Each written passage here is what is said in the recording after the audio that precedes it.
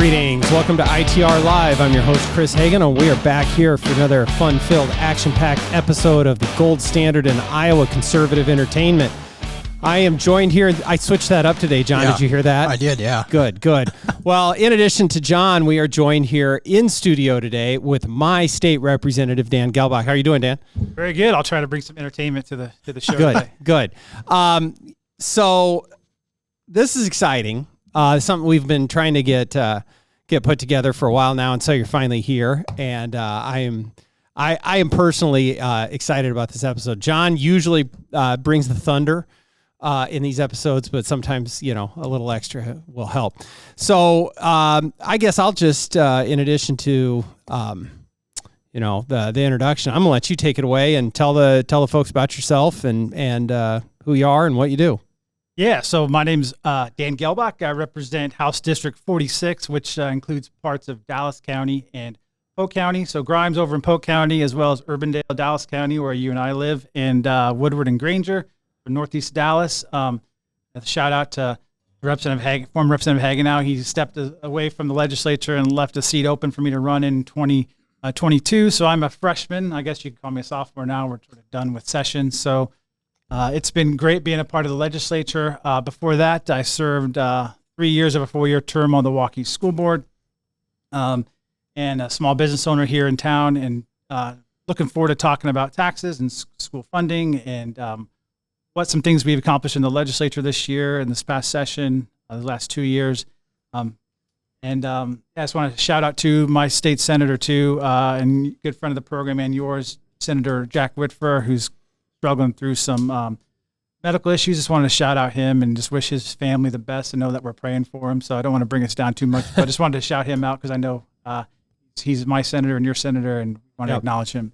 Well, yeah, no, we haven't covered that on the program, but yeah, obviously, Senator Whitver's a very good friend of mine, and I actually had a chance to spend a little time with him this weekend.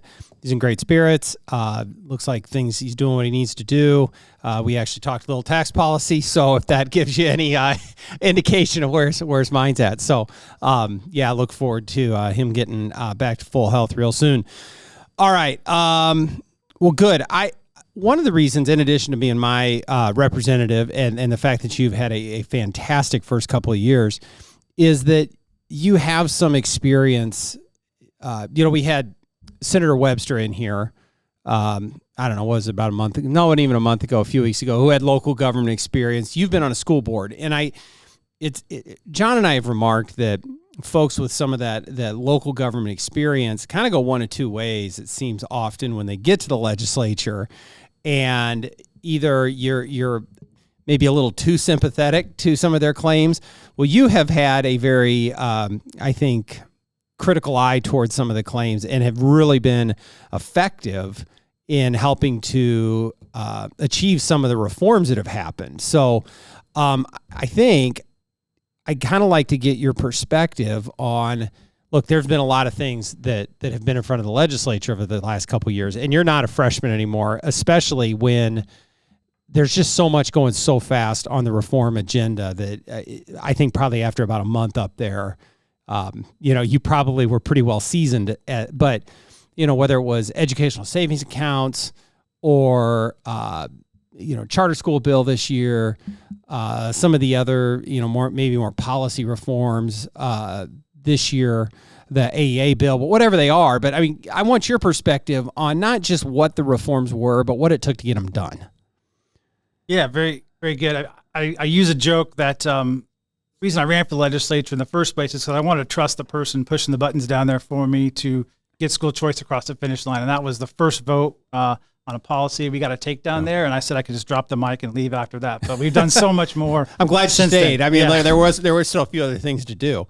Yeah, so that was, and I think John had mentioned maybe last year in a podcast, this legislation is going to transform Iowa in ways we haven't even thought about yet. And you see that rippling through other pieces of legislation. One that I got to do this year was to get the charter school bill across the line. And so whether you go to a public charter school, you open enroll to another public school district, or you take an ESA to go to a private school, we just want to make sure that we put more funding into education. And there's this notion that we're underfunding education. I believe the last time the legislature defunded public education was when you were in the minority. Yes, and I was there. And you remember that. So that notion is just false. That and the ESA piece, that is not part of the school funding formula. That's a new set of money.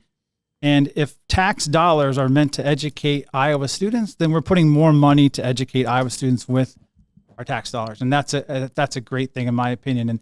And that goes along with some of the ways I wish I knew now what I did. I wish I knew now, back when I was on the school board, I could have fought a little bit harder against some of the things we were doing or asking more of the right questions. I have a different perspective now being the legislature. You know, I think we could go on that for a while, what you just said there. And I think I'm going to actually save that maybe for another day, because, you know, we've talked a lot about ITR local, John, and some of the things we're doing with that. But I think one of those things that we'd like to be able to do is come alongside folks that are on school boards, city councils, boards of supervisors, to help, you know, give them ideas, empower them, and even maybe put you together with somebody that's on a school board to help kind of build some of those lines. Do you think I'm stating that the right way, John? Yeah, no, that's absolutely right. So that you're not, Yeah. too often we see someone that's very reform-minded and they're sort of out on an island, and that's a hard place to be. Yeah. So anyway, I think that's a great point, is that we need to continue driving towards more support and help for those folks. But that's great. I don't know if I jumped in or if you had another point on that, Dan, but it's I think what the issue is, there's the school funding formula in Iowa is very complicated, and so our property taxes, and they play into each other a lot. And so to try to take it on a high level, to make sure new school board members who are just great volunteers that want the best educational outcomes, you know, for the students in their district, to explain them how property taxes feed into this, what votes they're taking really mean when you issue bonds, what that's going to mean in a new environment where interest rates are higher. We just want to get more education to those board members and more input from the public and more transparency in what our schools are doing with the tax dollars, and especially the property tax dollars, because that's a huge piece of what our districts are doing. And I wish I knew more of that when I was on the school board. To see it from the other direction has been interesting. So I know you touched on this a little bit, but tell us a little bit of what that charter school bill that you did this year actually does. Because I think some folks think, well, we did ESAs, we did the big school reform piece, and now we're done. But I don't think that's quite the case, is it?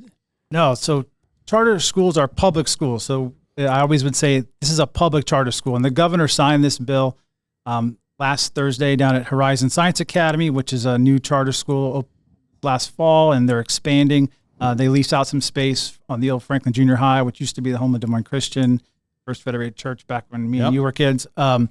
And they're doing great things down there. A charter school is a public school. They're free to all students. Iowa is one of 46 or so states that now have charter schools. Before, some legislation that passed, maybe after your time, right when you were leaving, was the opportunity for charter schools to be regulated by the state rather than the local school boards. And that opened the door for more charter schools to come to Iowa. The issue is those charter schools are public schools, so they only get access to the state funding per student, which is the supplemental or the school state aid, which we sometimes call supplemental state aid, and they get that money. There's a lot of categorical funding that are in silos that can only be used for certain things. And so what this bill did was to allow more of that money in real time to follow the student. And I believe future sessions in the legislature, I know the governor's on board, is to expand that to all public school and to open enrollment, to have the money follow the student in real time. And so what we did was we put more of that money to go with that student to a public charter, because these public charters have more accountability because they have to operate via a charter and a contract with the state of Iowa, but they have more flexibility in the way they offer it. And the test scores are just amazing at Horizon Science Academy, and there's more charters that have been approved this year. So there's a lot of nonprofit in Iowa. The law says you have to be a nonprofit. These aren't for-profit businesses. These are nonprofits coming to Iowa that want to do great things for disadvantaged kids, foster kids, for homeless kids, for those kids that don't have an opportunity in their public school, but to have more of that money follow them. And Iowa is one of the few states in the nation that does no local money follow those students. So while a public school that's a public school can levy property taxes for buildings and infrastructure, the charter schools have no access in Iowa to that local money. And so the governor also announced a $7 million grant program last Thursday and Friday to put more money into infrastructure for these public charter schools. So a new public charter has access to $500,000 for infrastructure, and existing charter schools get access to $200,000. And that's I think that money's coming from one-time federal money, but it's a great start to get more local money to follow the student for these public charters, and then in the long run to have all money that student generates follow the student no matter where they choose to be educated, whether in a public school, open enrolled to another public school, public charter school, or a private school getting an ESA. I think I'm glad you brought that up because charter schools are important. I think it's kind of forgotten, overshadowed by ESAs, which are also important. But you kind of reminded me of what Thomas Sowell, the great economist, he's written about charter schools and just have shown that, I mean, in New York, for example, I think Thomas Sowell wrote about how charter schools are outperforming the public schools. And there was even one charter school that was in a public school building even, and the test scores were much better. And so it just provides, I think, more accountability and just a better academic experience.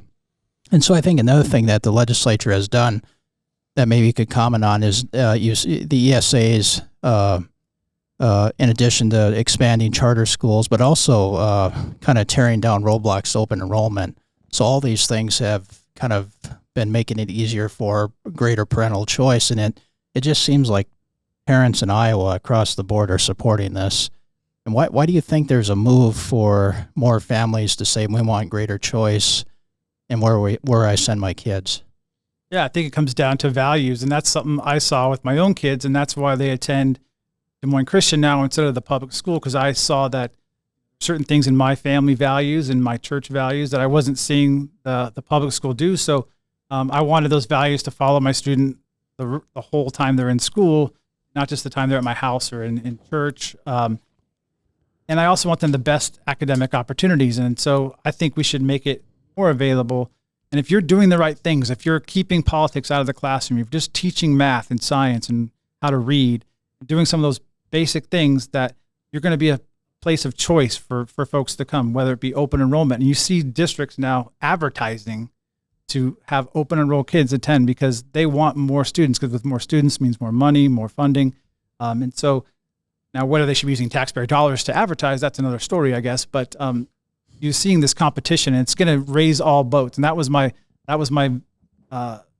message when I was on the Waukee School Board, and it's my message in the legislature. If you're worried about students leaving your district, then do better. I think that's an important point, is it does bring competition and forces public schools to do better. And that's a good thing. I mean, public schools for a long time have had a monopoly on education, which, the service has gone down. And I think you brought up a good point. It's not necessarily for lack of funds. It's a whole nother other list of factors. Look, we can extol the virtues of ESAs. I mean, I'm on board as well. And as you have said, I think since you first got involved in running for the legislature the first time, is that this is about giving parents the choice. Well, you can't have choice if you can't afford it. And so this is to remove the financial barrier and letting folks truly access the choice. And it's worked. And a private school, a charter school might not be for everyone. I think there's a lot of folks, especially in our neighborhood, that are getting a quality education in the Waukee School District or Urbandale. I mean, but it's what works best for you and your family and your own children. And, you're in the same boat as I am. We've made the decision that we want our children to go to Des Moines Christian because that's what matches our kids and what we want. But and there's a notion that we send our kids to Des Moines Christian, all the money goes with the student. That's not the case at all. If you look at the per pupil spending from any public school district, if your neighbor moves to Omaha tomorrow and they take their 3 kids with them, you don't say they're defunding public education in Iowa, right? Because they took their kids away. So the analogy I like to say, or the saying is, when a student leaves a public school or open enrolls to a different public school district or goes to a charter school, you're only losing part of that revenue because you're still able to levy property tax. And during the charter school bill floor debate, I can list off all the levies that a public school can have: the general levy, the additional levy, the PEPAL levy, the Pearl levy, the debt service levy. You have all these levies that will still be there.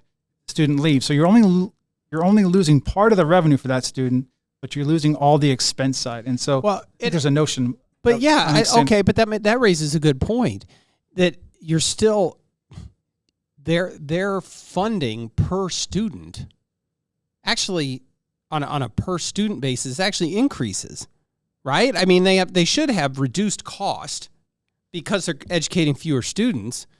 And it comes back to this idea that it's about funding the institution and the system, not the students. And what's really the goal here? Is the goal what's best for those students, or is the goal what's best for the administration and the establishment? I think that's why that was a question. I think over the whole AAA bill was, the right, whether it are these dollars actually funding the kids, the students, or is it funding this massive bureaucracy? Yeah. And at the end of the day, with that bill, nothing left the system. We just changed where the money's going, giving more accountability back to local administrators to make those decisions because they know what's best for their districts. But you're right. When a student leaves a district, they lose the expense, but all the extra money's still there, and they still have the ability to levy property taxes. And if they want a new shiny athletic facility or a new school building, they can go to the voters with that. And there's not just one way to fund infrastructure for a school. And I like to touch on some of those things. And but you're right. There's more money left over for the student, and it's not just the $7,600 or $7,800 that isn't going to an ESA or going for a charter school kid.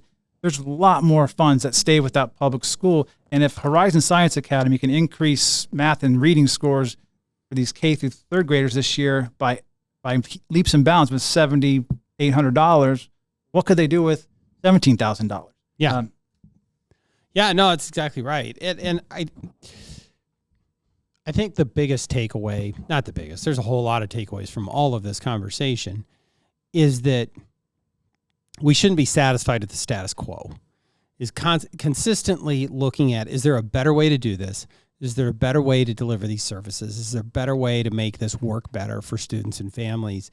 And you've been out in front on all of those things, which is really encouraging to see. And I think it's why you're so valuable in that role, because of your background, to do all those things. So it's really encouraging. I want to go back to, you touched on this at the outset, that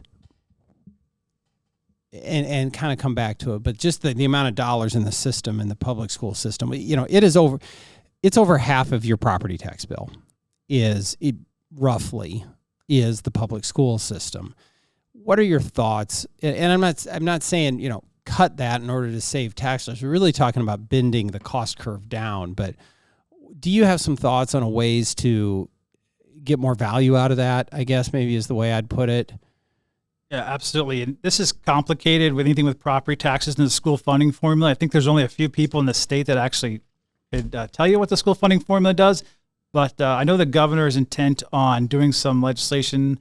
Every 5 years, there's a review of the school funding formula, and that's going to take place over the interim this summer. And I hope there's some recommendations on that side.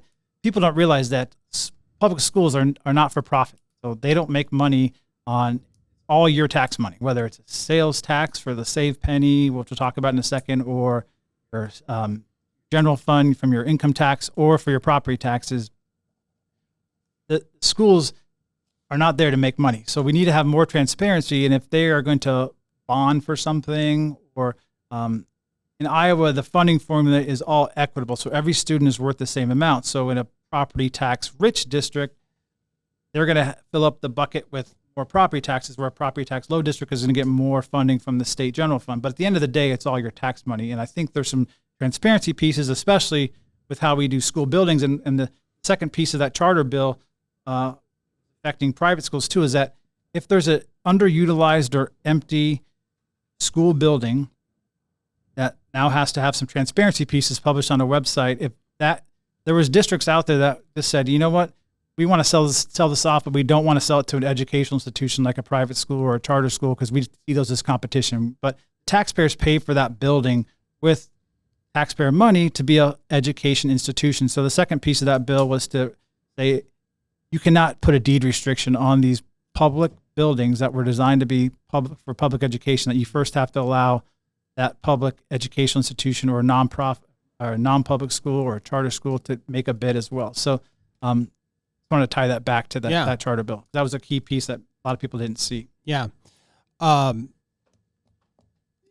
We actually, ITR Foundation had an article just published on debt, school bonding and debt issuance. And do you have any ideas on how, is that system working better now with, say, November-only elections? Or are there any other tweaks that you kind of put into the overall way we do bonding? Yeah, absolutely. So there's three primary ways that a school can build for infrastructure, repair a roof, build a sports facility, is through a PEPL levy, which there's 33 cents. And PEPL means physical plant and equipment levy, and that's 33 cents. And then an extra $1.34 can be levied on top of that with a vote of your district for 10 years. There's also the statewide save penny, which I'm not sure if you were in the legislature when that, in 2019, that got extended out from 2029 out into 2051. Well, that's the extra 1 cent sales tax we all pay for infrastructure in schools. And schools have the opportunity to bond against that. Mm-hmm.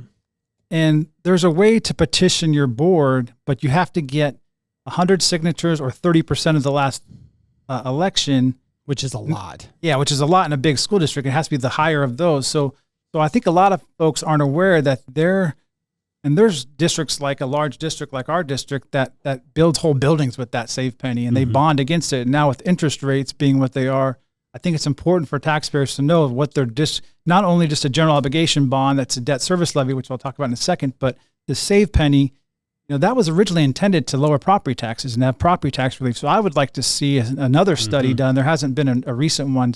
How many districts, what are they using the save penny for? Are they reducing their property taxes with that? Yeah. And what do the voters really have to say about it? And I think putting that bond issue in November is going to be a great addition for more transparency, because, in our district and growing districts, our property taxes are $4.05 is the maximum levy for debt service. We've been at that for years and years. We're a district like West Des Moines across the county line. They're not building new buildings as much, so they have a lot lower property taxes because they're not building these new buildings. They don't have this debt service levy for general obligation bonds. And those bonds have to be voter approved. And for school buildings, they generally do get approved, but there's a conversation to be had on, do you want that new building or new pool facility or new recreation facility for your school? The voters should have a say in that. And the notion is they always sell it like, well, your property taxes aren't going to go down or not going to raise. Your property taxes aren't going to raise because we're already maxed out at our debt service levy. And in a growing district where you have increasing property values, your property taxes aren't going to increase. But if you didn't pass the bond, they could maybe go down. Yeah, that's the same thing. And that's the thing we don't tell voters sometimes is, what's the best use of these funds, and is borrowing at these rates now that we have, is that the best interest of the property taxpayer? Yeah, I think that's right. And every district's a little unique. Waukee Community School District, for example, may be similar to a few other areas, but I think it's still the fastest growing. If not, it's Ankeny. And you have to have a new building. Whether you want to borrow, like the kids have got, there has to be a classroom. You can't put 50 or 75 kids into one class, so you have to build. And so you have this challenge of the really explosive growth. Now, on the other end, you've got districts that are bonding, and yet their enrollment continues to decline. And maybe that's not the right way to do it either. But I'm with you. I would love to see a bigger review of where we're at with SAVE. When we extended that in 19, we did expand the amount of that went into property tax savings. I would have at the time, and as you know, it's the art of compromise and consensus. I wanted to go a little further with that. But here we are. And SAVE was constructed originally to replace a lot of truly aging school buildings that had to be replaced. And so that was the funding mechanism. Well, most of those have now been replaced, and now it just seems like it's another add-on for a lot of districts to go do other stuff with. Not saying they don't need it, but I just wonder if they still need that full penny, especially considering how quickly the sales tax is growing. I mean, we have the 2018 tax reform bill, which broadened the sales tax base. Well, that means more money going into save, right? And so every time that increases, there's even more there. And do they really need all of that is kind of the question I come back to. And if they're going to go bond and issue bonds for save, against save, have the same threshold, the 60% plus 60% vote. Take it to the voters. If the voters want to use that fund for a new building, they're the ones that are actually paying the bill. So let them decide. So let's have the same transparency with that service levy as our save penny too. I think Sarah would agree with that. Yeah. I hate to speak for her without her here, but if she's listening, I'm sure she's just I gotta ask the question too. So I can hear it now because she loves it, and it's great. So, okay, well, I don't want to move off of education too quickly. If there's anything else that you wanted to mention on that.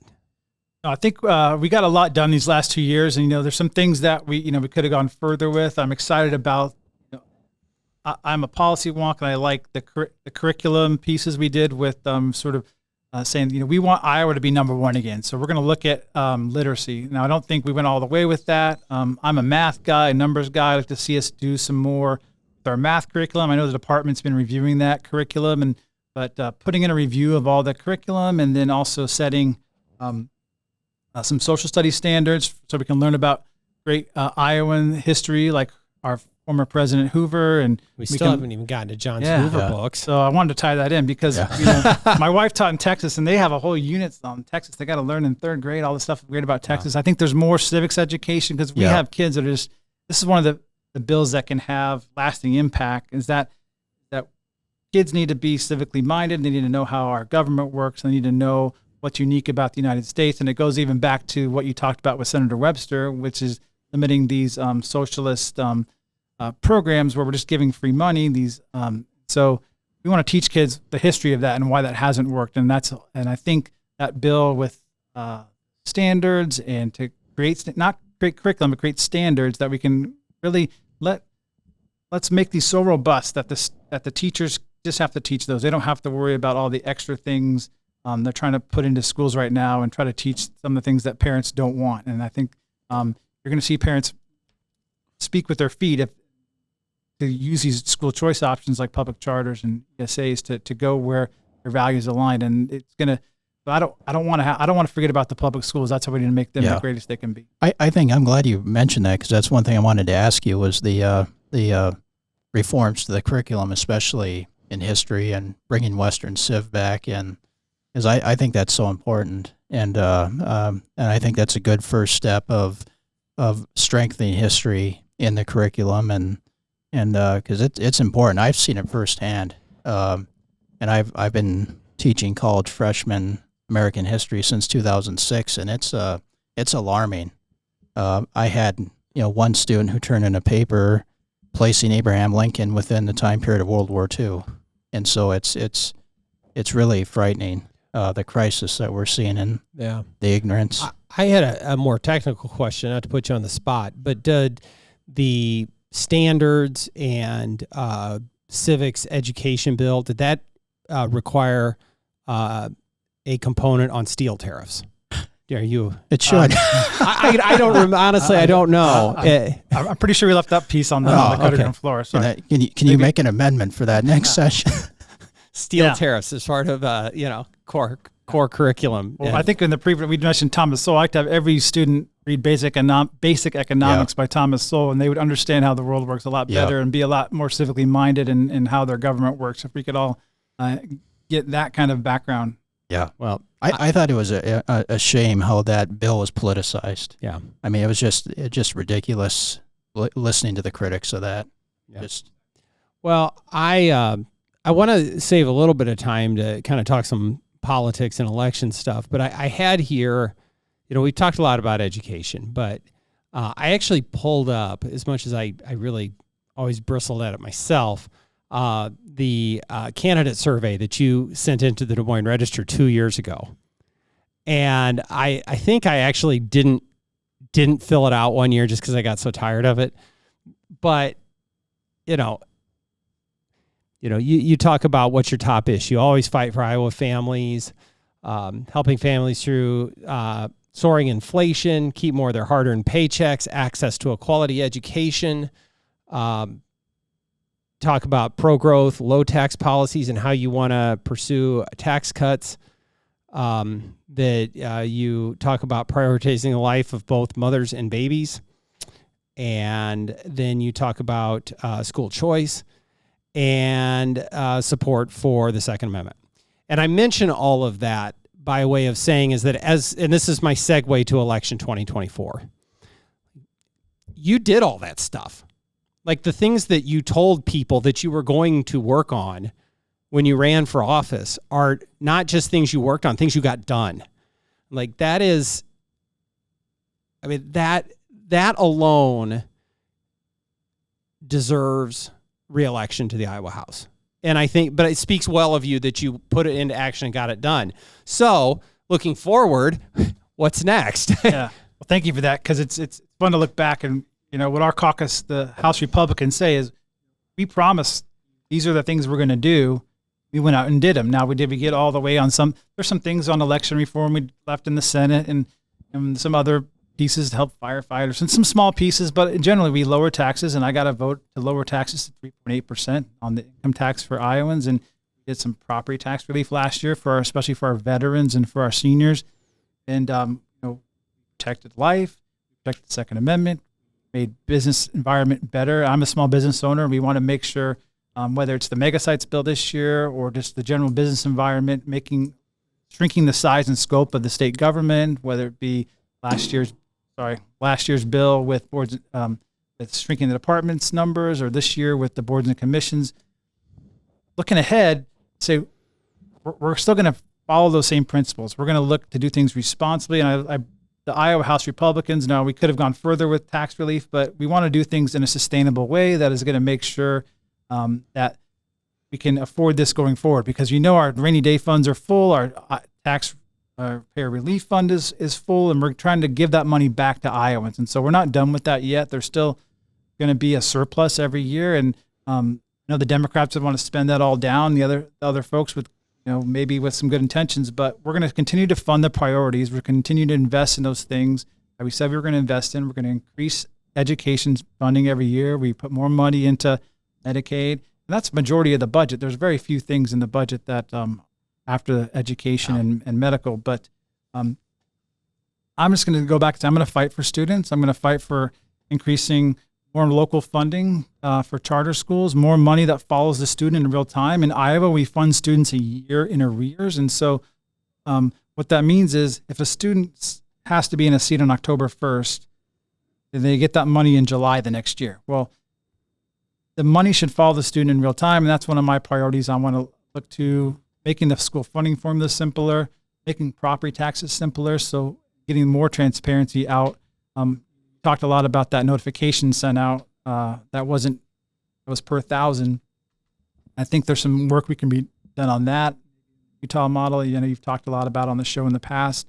So, well, there's going to be any I think we took a lot of the big rocks out over the last few years, but there's still those medium-sized and small rocks that we can pick up and do good things for Iowa taxpayers and for Iowans to know that we tell you we're going to do as the House Republican caucus, and I know the governor's on board too. These are the things we're going to promise, and we're going to deliver on our promises. And that's what I can say as I go back into hitting all the doors again and trying to get back on the campaign trail here.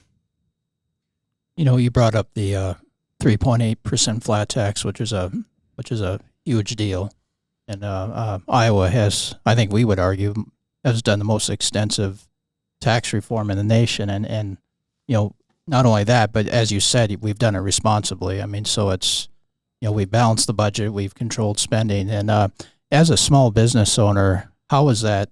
Can you just talk about how important that will be? I mean, just not just for business owners, but even just for taxpayers, because, the left will say that, well, this is just that the rich is only going to benefit from this.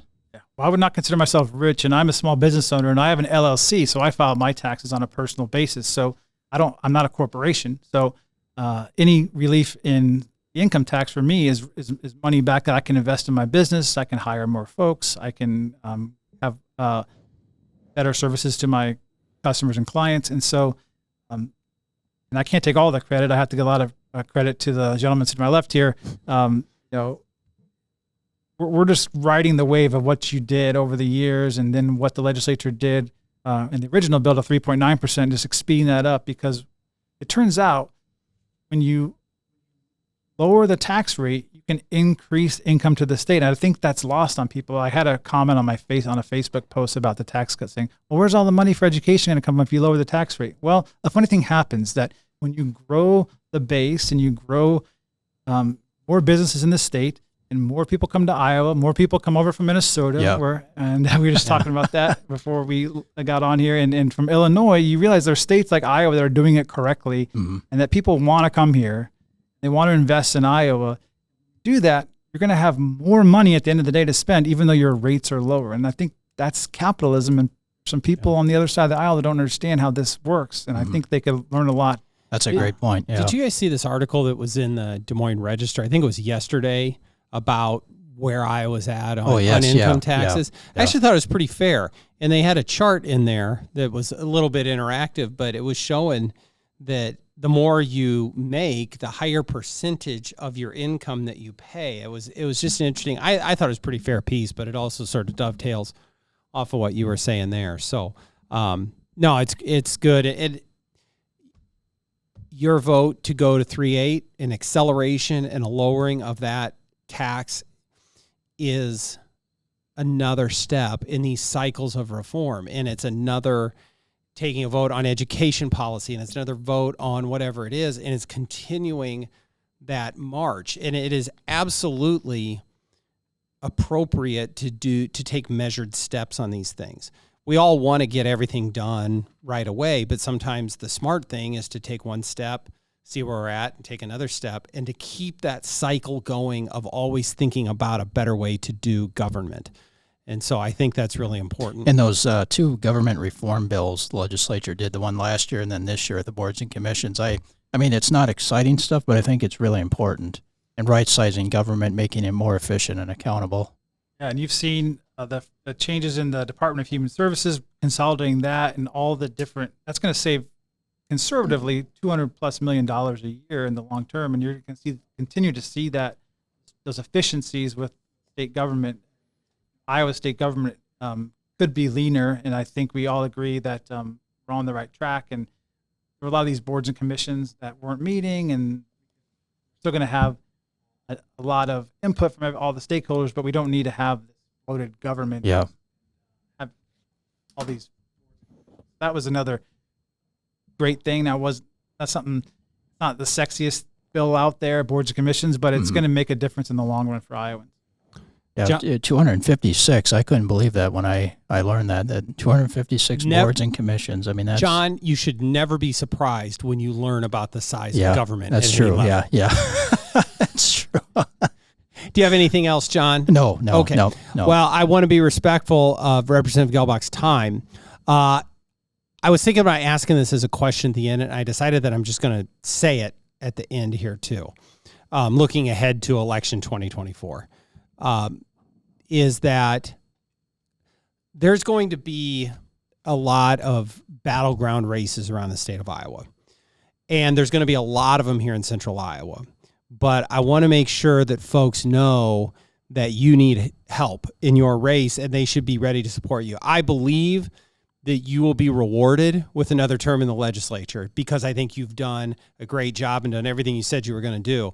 But I don't think I think you have earned the support of the folks in the community and the folks in central Iowa, especially the ones that care about these education issues, that should be there to support you in your reelection. And I think that's important that gets said. Thank you. And you need to have a voice in the room. And so I do have an opponent, and I'm going to run like I'm 10 points down, but I'm optimistic. I'd love to have the opportunity to go back. But I think it's a win-win, because Senator Sinclair pointed this out to me. If I win, I win. But if I lose, I also win, because I got my life back. But no, I do really sincerely want to have a second term in the Iowa House. I think we're not done yet. And I think to have my constituents have a voice in that room, they need to reelect me to the legislature, and they can go to dan4iowa.com, dan4iowa.com, and learn more about me and my campaign, or go to my Facebook site too. But I appreciate anyone's support. And there's going to be a lot of tough races. around Central Iowa and through the state. I think our majority has a great chance to increase in the Iowa House, and looking forward to supporting other candidates too. Luckily, I don't have a primary this year. I have some flashbacks from a couple of years ago about primary. So June 4th, I won't be sweating as hard as I did 2 years ago, but we're going to have a tough general campaign, and looking forward to hitting doors and meeting folks at the doorstep to talk about issues that are important to them. Well, I think that'll go well for you because you got a great story to tell. So thank you for your time. This was an extended episode. Yes. Yeah. Thanks for sticking it out with us, John. Yes. Okay, good. At least you got to talk about steel tariffs real quick. I figured if I did that, it would be worth your while coming in here. All right. Well, thank you very much for your time, Representative. It was a pleasure, and hopefully we can do it again sometime. And thank you to all of us for joining us. Don't forget to like and subscribe and tell your friends about the episode. And with all of that, we will see you next time on ITR Live.